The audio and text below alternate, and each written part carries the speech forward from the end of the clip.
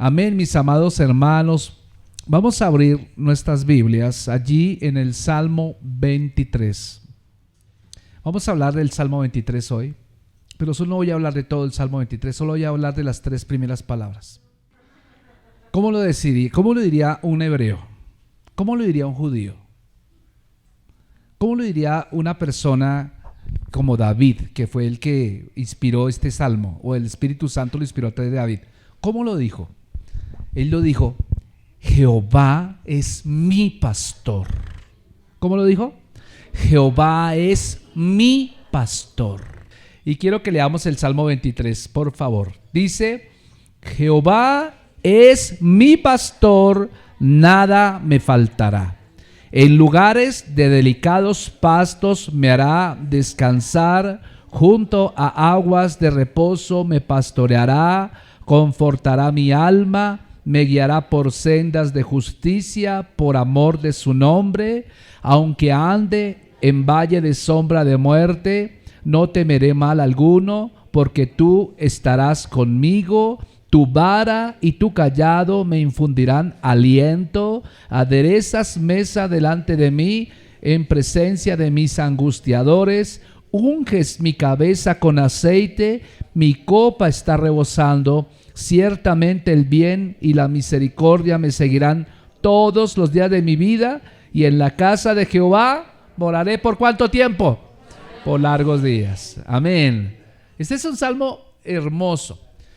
Leyendo un poco acerca de la historia del Salmo 23 en cuanto al impacto que ha tenido por generaciones, hermanos, es impresionante la cantidad, millones de personas han sido tocadas por Dios a través del Salmo 23. Es impresionante, millones de personas. O sea, gente que ha salido de las drogas, gente que ha salido de la muerte, familias restauradas, vidas completamente cambiadas. ¿Por qué? Por el Salmo 23. Es que no consiste en recitarlo por recitarlo, es creerlo, mi amado hermano, es creerlo.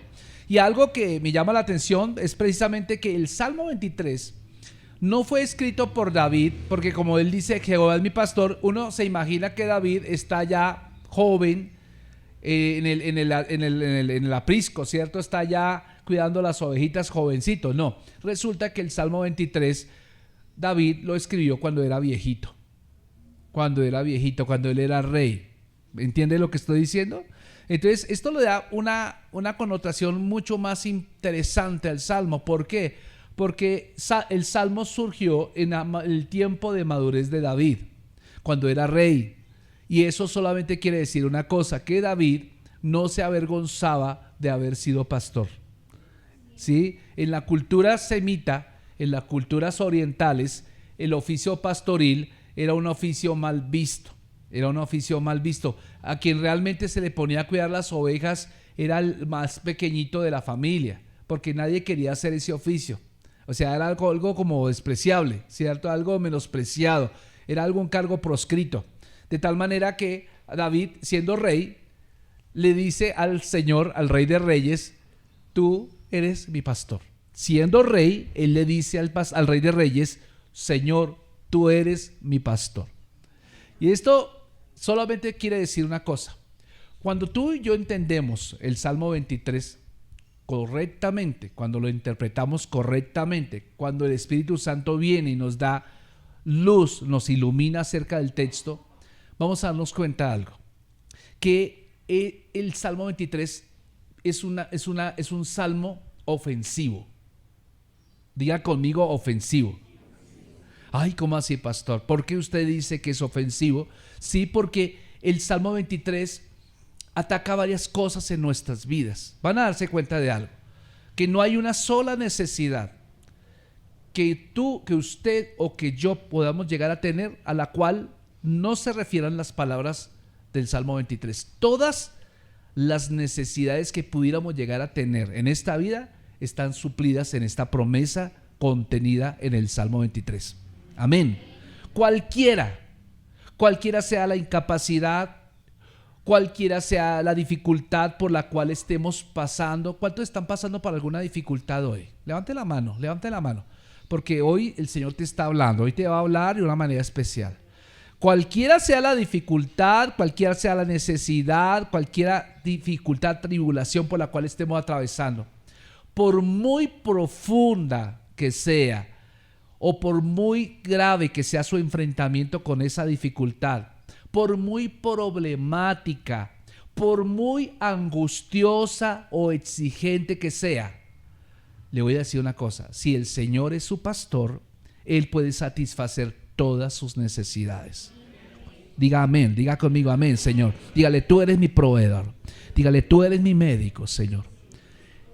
El Salmo 23, mis amados, fue la forma que tuvo David de decir que Dios es más que suficiente para satisfacer cuanta escasez, restricción, necesidad o imposibilidad encontremos. Él es suficiente, mi amado hermano. Él es el médico de médicos. Él es el proveedor. Él es el dueño del oro y la plata. Él es nuestro redentor. Él es nuestro salvador. Él es nuestro Dios. Él es nuestro rey.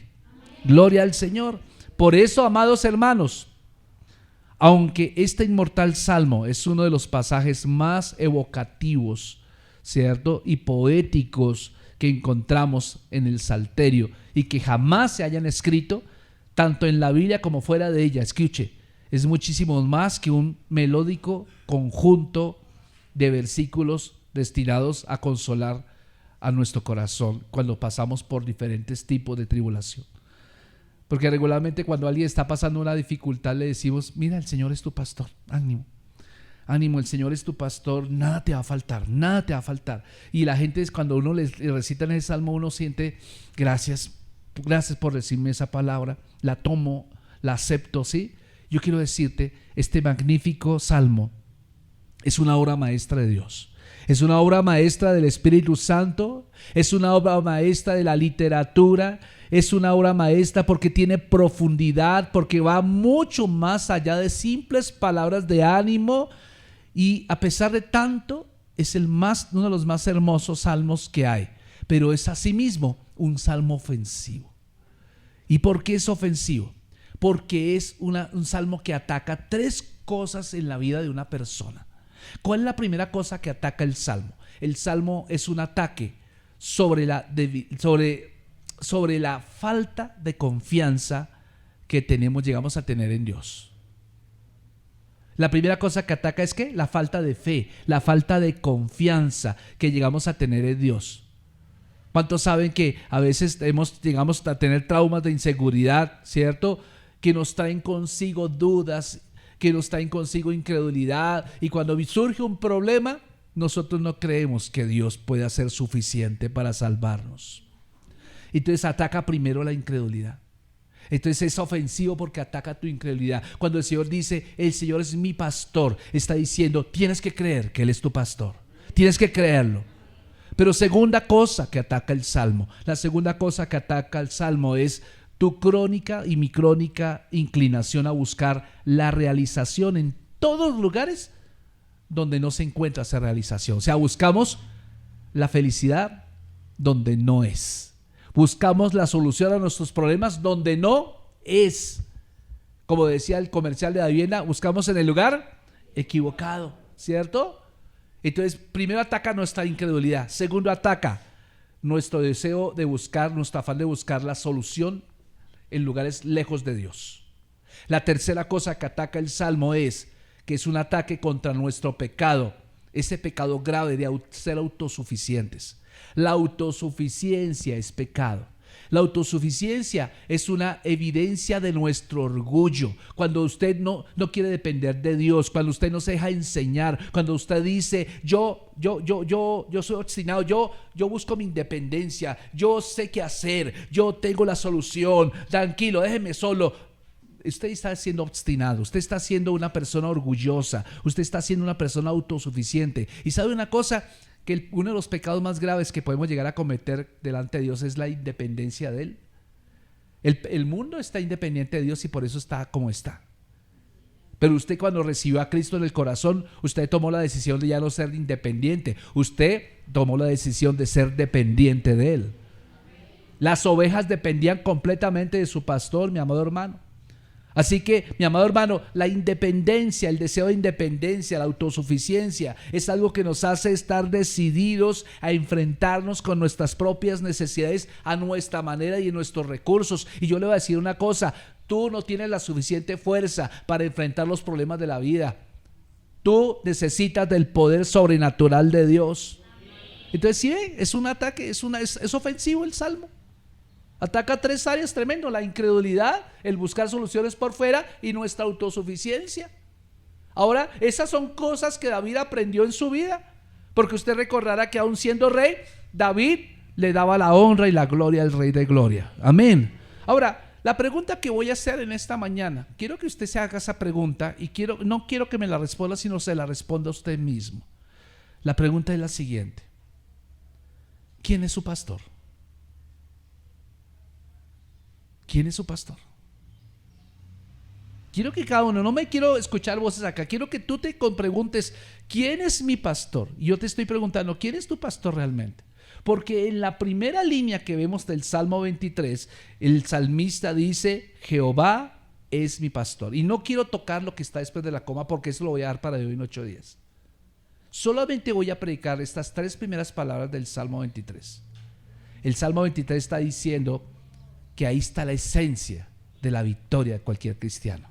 En estas 3 palabras, quítale esas 3 palabras a este salmo. ¿Y cómo queda el salmo?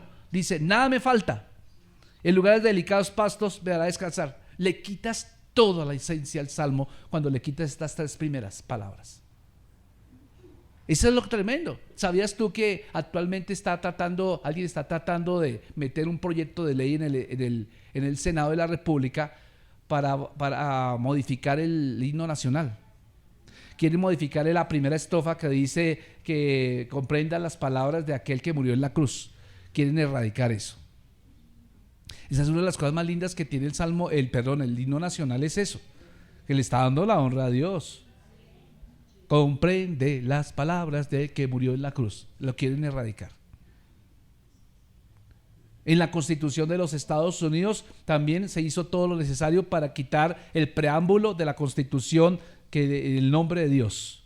En los billetes de dólar aparece la inscripción que dice: en Dios confiamos. También quieren modificar eso, porque estamos en el tiempo del anticristo, mi amado hermano. Este es el tiempo donde, mi amado hermano, Dios quiere ser erradicado de las mentes de la gente.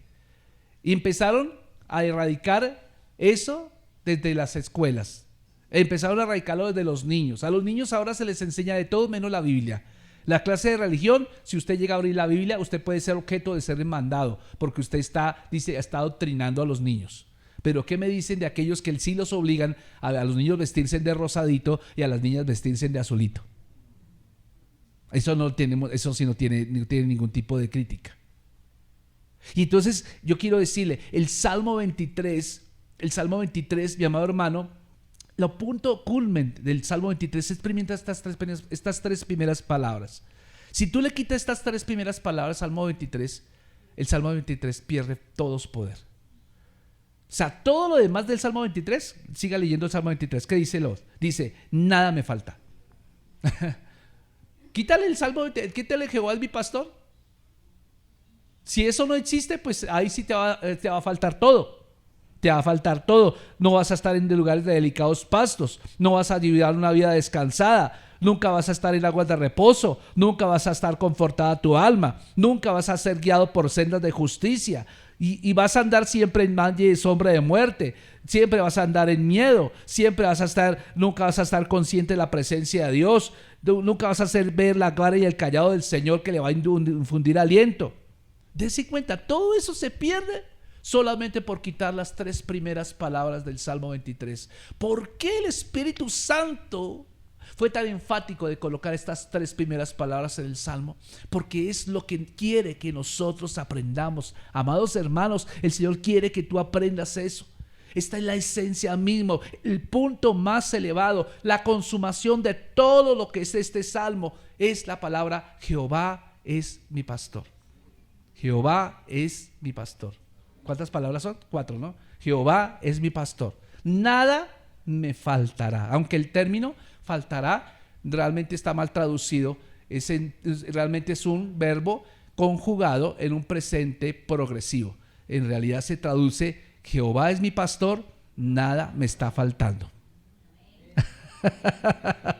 Nada te está faltando. Entonces eso lo voy a predicar de hoy en 8 días. Pero note algo interesante: no obstante, de inmediato se revela un problema en nuestra reacción ante esas conocidas palabras de David. Aunque todo el mundo le encanta, la parte más importante de este salmo para muchos es la segunda parte después de la coma. Jehová es mi pastor, ¿y qué dice después de la coma? Nada me faltará. Creo que la gente hace más énfasis en esta parte que en la primera. Creo que esa es la parte, la verdad, mi amado hermano. Y es natural, mi amado hermano, que en momentos en que pasamos necesidades, urgencias, cosas que están pasando en nuestra vida, pues prefiramos saltarnos la primera parte y decir: nada me falta, nada me falta, nada te falta, nada te falta. Pero, mi amado hermano, recuérdate algo: lo segundo no viene sin lo primero. Antes del 2 está el 1. Dígale a su vecino: antes del 2 está el 1. Amén. ¿Cierto? ¿Es Jehová tu pastor? ¿Quién es tu pastor, mi amado hermano? Yo pienso que a veces esa pregunta puede sonar como ofensiva, puede sonar como un poco de pronto muy directa, ¿cierto? Pero ¿qué es lo que hace que nuestro Señor sea nuestro pastor? Fíjense que esta sencilla pregunta que les acabo de formular da por sentado, o sea, yo quiero dar por sentado que usted que está aquí en esta mañana, entiendo que el Señor es su pastor, que es Dios, es su Salvador. ¿Para cuántos Jesús es su Salvador? Bueno, doy por sentado eso. Pero es que hay una gran diferencia entre aceptar a Dios como nuestro Salvador, a Jesús como nuestro Salvador, y aceptarlo como nuestro Señor.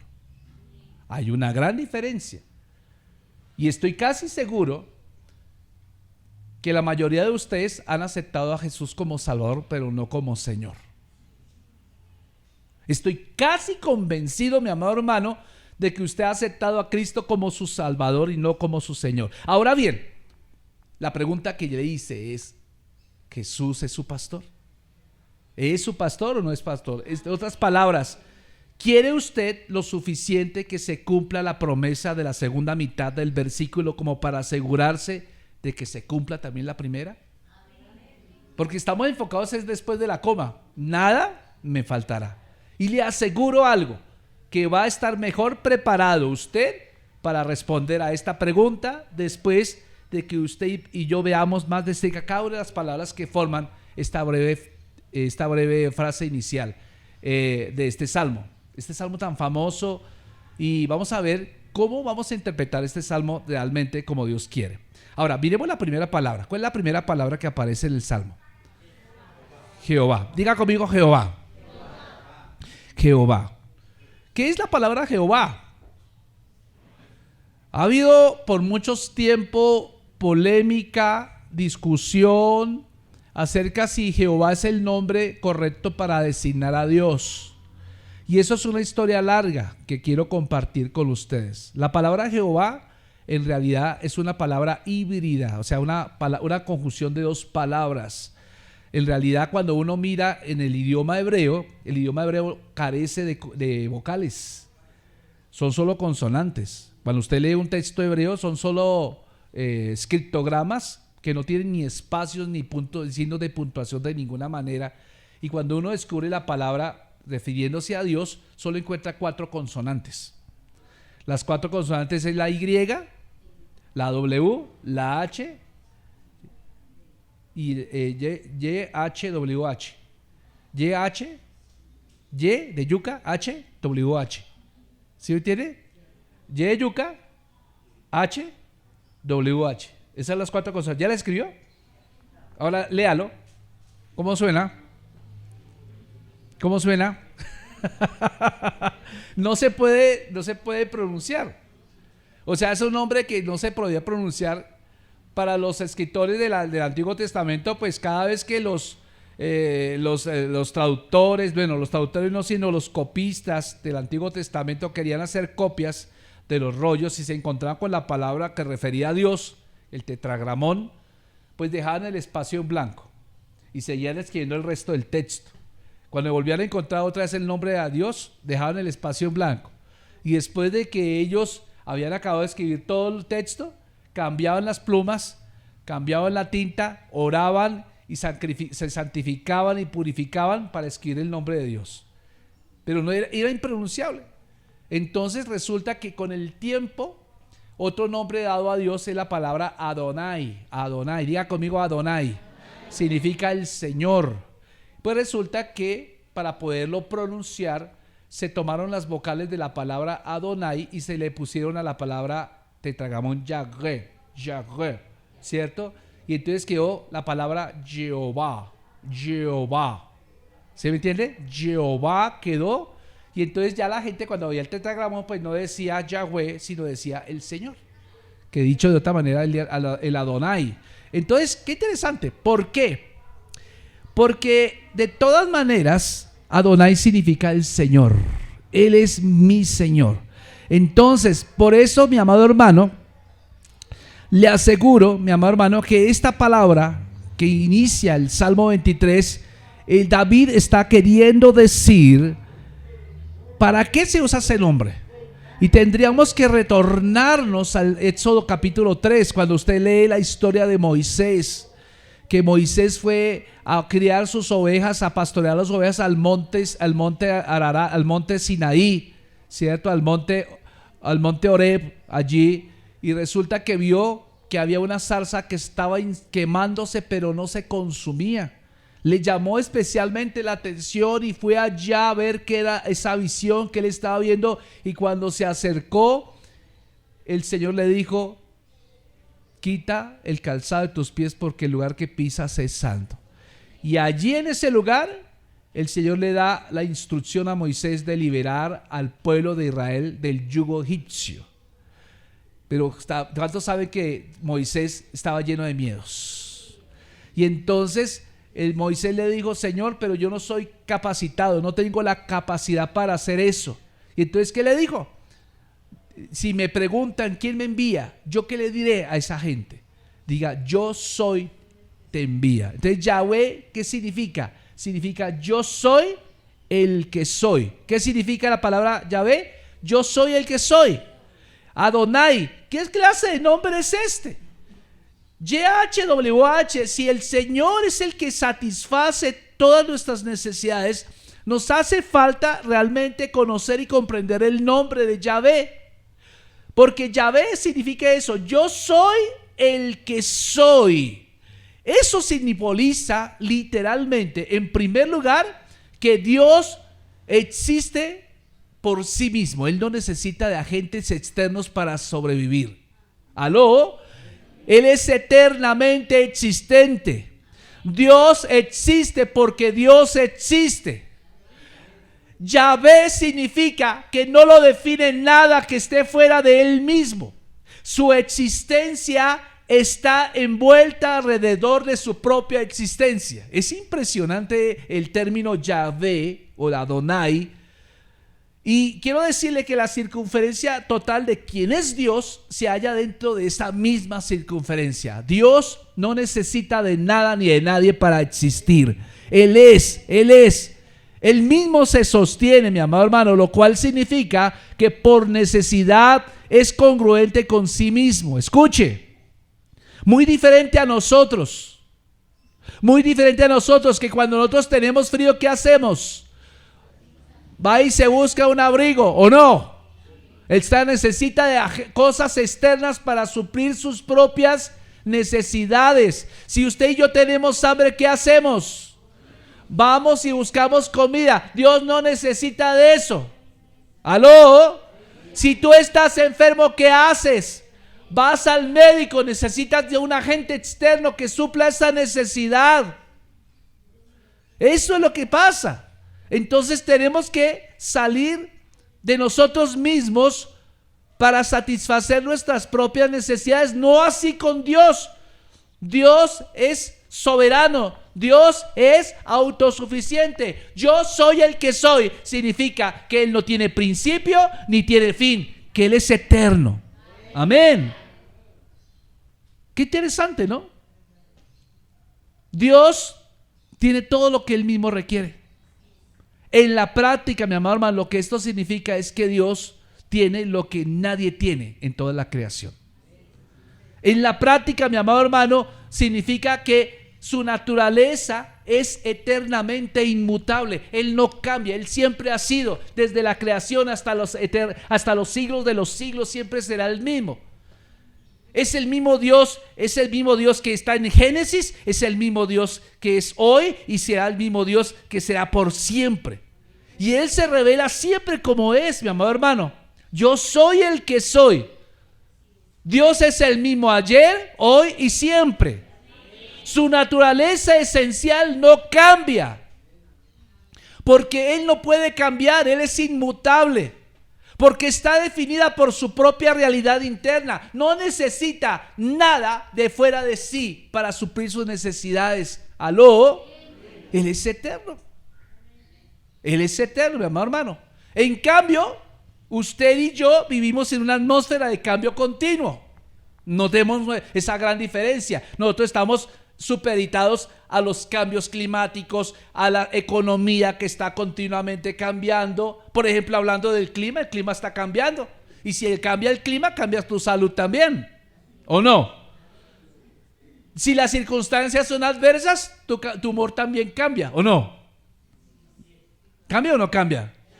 Usted cambia, usted se sube al Transmilenio y si le pisan la uña encarnada, usted le cambió el genio en ese mismo momento. ¿O no? ¿O no? ¿Cambia o no cambia? Usted cambia porque usted no está dependiendo de circunstancias, de una atmósfera que lo rodea. Mientras que Dios no depende de nada. Él siempre es así.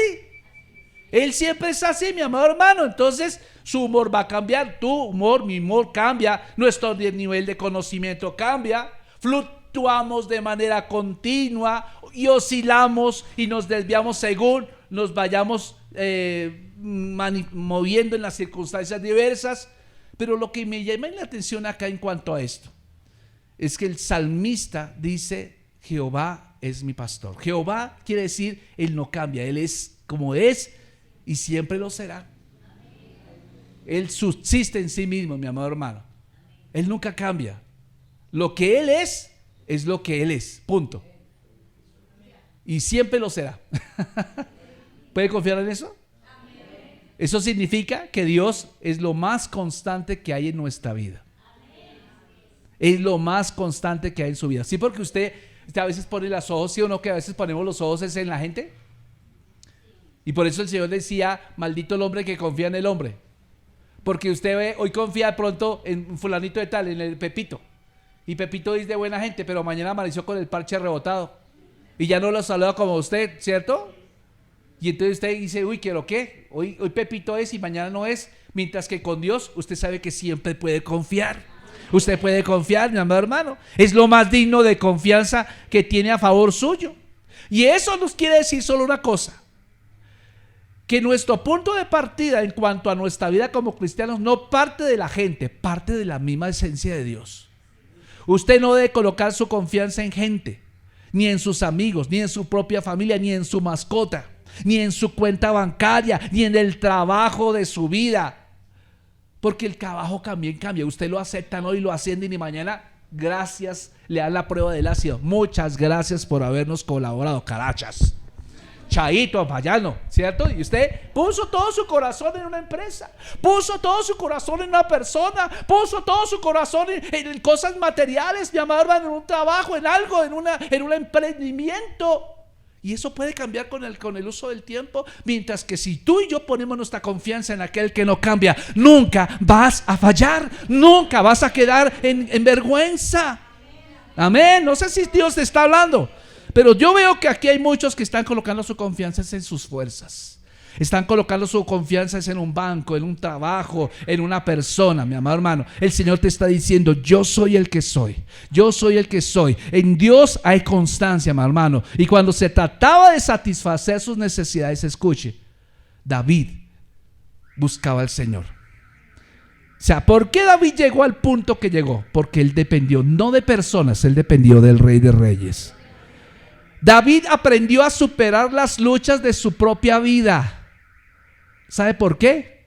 Porque él dependió de David. Dependió no de David, dependió del Señor. David sabía que necesitaba a alguien que fuera constante y firme, en quien él pudiera apoyarse, y por ser quien él es. ¿Y sabe quién cumplía esos requisitos? Dios mismo. Dios ya posee todo lo que hace falta para satisfacernos a plenitud. Tú estás acá es porque vienes a depender de Dios, no vienes acá para depender de una persona. Amén. Por eso te aconsejo que te asegures de que tu pastor no es ningún diosecito barato, sino el Dios que nunca cambia, el Señor Todopoderoso. El Señor es mi pastor. Diga conmigo, el Señor es mi pastor. Él reúne todas las cualidades, toda la capacidad que hace falta para realizar toda obra en tu vida. Él mismo lo dijo en Filipenses 1:6, que el que pensó en ti la buena obra, Él es fiel para llevarla a cabo. ¿Usted cree que Dios es suficiente? Le voy a dar un testimonio. Dios ya ha controlado la vida de miles de millones de personas. Y al mismo tiempo todas. Al mismo tiempo en este momento está siendo predicado un sermón en cualquier otro lugar del mundo. El Señor está bendiciéndolos a todos por igual. En este mismo momento hay mucha gente orando al Señor. Señor, mira este problema. Dios los está escuchando en ese mismo momento, en tiempo real, a millones de personas. Y al mismo tiempo que Él está escuchando la oración, el clamor, recibiendo la alabanza de millones de personas, ese mismo tiempo Él está sosteniendo el universo. La tierra no se sale de su trayectoria. La tierra sigue girando a 24 horas. El sol sigue viajando por el universo. Todo lo sostiene Dios. Para Él no hay nada imposible, mi amado hermano. Por eso David le dice al Señor: tú eres mi pastor y yo solo quiero mirarte a ti. Yo solo te miro a ti. Yo te pregunto, ¿el Señor es tu pastor también? Yo te pregunto en esta mañana, ¿el Señor es tu pastor? Es fácil responder que sí. Yo sé que usted le dice sí para darme ánimo a mí que estoy predicando acá. Pero pregúntate, ¿cómo sabes si esto es algo real para ti o si solo estás diciendo palabras correctas para que suenes correcto en este culto? Te voy a sugerir una sencilla prueba. Te voy a sugerir una sencilla prueba en esta hora. Cuando tú te sientas retado, probado, debilitado, cuando necesites ayuda o cuando tú has necesitado ayuda en estos últimos tiempos, ¿a dónde has acudido primero? ¿A dónde has acudido primero? Por ejemplo, el niño se enfermó, le dio una fiebre. ¿Qué hiciste? ¡Ay, corre rápido! Llame al médico, no sé qué. ¿Qué hiciste? Piensa en qué ha pasado. ¿Qué hiciste? ¿A quién acudiste? ¿Sí te das cuenta ese pequeño reto que te estoy poniendo? Cuando viene una aflicción, ¿qué es lo primero que tú haces? Empiezas a gritar como un loco. Empiezas a alterar a todos en la casa. ¡Ay, corra! Y esto y lo otro. ¿Pero por qué pasó esto? Y no sé qué. ¿Qué es lo primero que tienes que hacer? ¿Por qué no buscas a Él? Él está ahí esperando. ¿A qué horas van a pedirme un favor a mí? ¿A qué horas van a orar por mí? Mi amado hermano, ¿dónde estás buscando primero? ¿Dónde estás buscando soluciones? Déjame decirte, ¿a quién estás buscando en primer lugar? Fíjense que la mayoría de la gente solo acude a Dios cuando lo ha intentado ya todo. ¿Recuerda aquella mujer de flujo de sangre? Dice la escritura que había gastado todo lo que tenía en muchos médicos y aún peor le iba. Y no solamente perdió plata, perdió salud. Y así hay mucha gente como la mujer de flujo de sangre que emplea todo su dinero, sus recursos, sus soluciones en muchas cosas fuera de Dios. Pero cuando ella escuchó hablar de Jesús, ella dijo para sí misma: si tan solo tocar el borde de su manto, seré sana, seré salva. ¡Qué tremendo! Cuando la gente ve que las otras cosas no funcionan, ahí sí nos animamos a orar. Cuando vemos que ya se fundió, ya no hay nada que hacer, bueno, pastora, le pido que ore por mí. Le pido que ore por mí. ¿Cierto? Ahí sí venimos con la carita y ahí sí medio oramos. Pero después de 2 días ya no oramos. Ya cuando empieza a mejorar la situación ya dejamos de buscarlo a Él.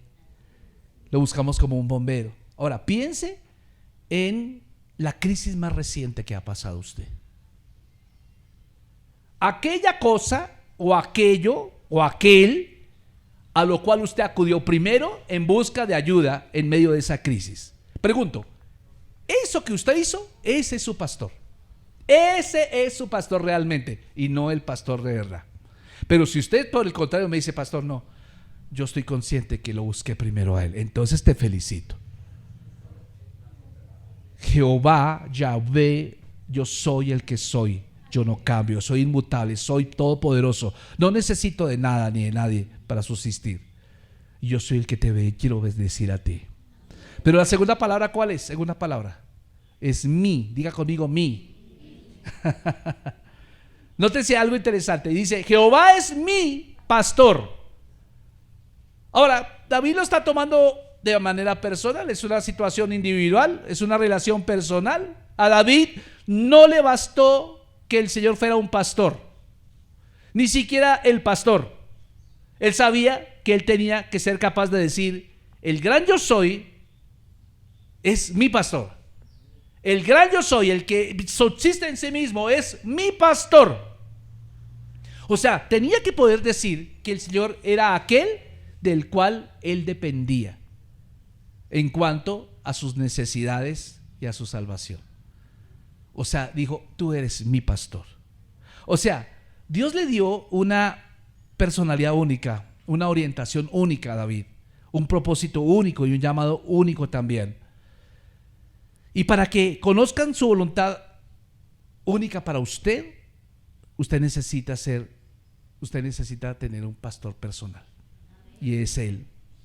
Él quiere tener con usted una relación que es distinta a la que tiene con los demás. Por ejemplo, Dios quiere tener una relación con Blanca diferente a la relación que tiene con Juan Pablo. Pero ambos le dicen, tú eres mi pastor, porque cada uno tiene un llamado particular. ¿Me entiende? Tú tienes un llamado particular. Cada uno de ustedes tiene un llamado particular, pero tienen que tener una relación. Primero, creer que Él es suficiente, y segundo, apropiense de Él. Tú eres mío, tú eres mi pastor. Tú eres mi pastor. Cuando usted refiere a Dios, usted no diga Dios. Cuando usted se refiere a Jesús, sino diga mi Jesús, mi Salvador, mi Señor. Hágalo suyo, hágalo suyo. Amén. Es que diferencia, ¿sí o no? A mí me llama la atención que algo que hemos aprendido durante este tiempo es que nosotros dejamos de ser un poco como demasiado informales para referirnos a nuestra iglesia y en el caso particular a nosotros. Y escucho de ustedes que muchos dicen mi pastor, mi pastora, me gustó, y se siente uno muy bonito, muy comprometido con ustedes. Cuando le dicen a uno mi pastor, yo me siento más comprometido cuando me dicen pastor, ¿cierto? O el pastor, ¿cierto? Cuando ustedes dicen mi iglesia, se siente más comprometida la iglesia con ustedes. Cuando ustedes dicen mi pastor, Dios se siente más comprometido con ustedes. ¿Vale la pena comprometerse con Él? Ahora, la tercera palabra, ¿cuál es? Mi pastor. Diga conmigo, pastor. Bueno, vuelvo, repito, la labor de pastor consiste en buscar el bienestar general de las ovejas. Esa era la labor fundamental de un pastor. Y por supuesto, pues para esa labor no hay nadie mejor que alguien que pueda satisfacer de verdad todas esas necesidades. ¿Verdad? Por eso, cuando usted dice, tú eres mi pastor, lo primero que es necesario entender, que para que Él sea tu pastor, tú tienes que aprender a reconocerte a ti mismo como oveja. ¿Eres oveja o eres cabra? Mira al vecino que está al lado, pregúntale, ¿tú eres oveja o eres cabra? Sí, tremendo, ¿cierto? Porque a veces uno dice, yo soy oveja, pero las ovejas, ¿qué hacen? Las ovejas se dejan enseñar. Las ovejas se dejan guiar. Las cabras no. Las cabras, ¿qué hacen? Yo he mirado varios videos donde una cabra apenas ve una cola por ahí. ¿Sí o no? Jehová es mi pastor. Pastor significa que usted es una oveja. Y si usted tiene que considerarse como una oveja, entonces quiere decir que usted va a permitir ser pastoreado. Ahora sí se prepara usted para el resto del salmo. ¿Qué viene después del salmo? Pero solamente va a ser posible si usted entiende estas 3 primeras palabras. ¿Cuántos saben que Dios es suficiente? Póngase de pie.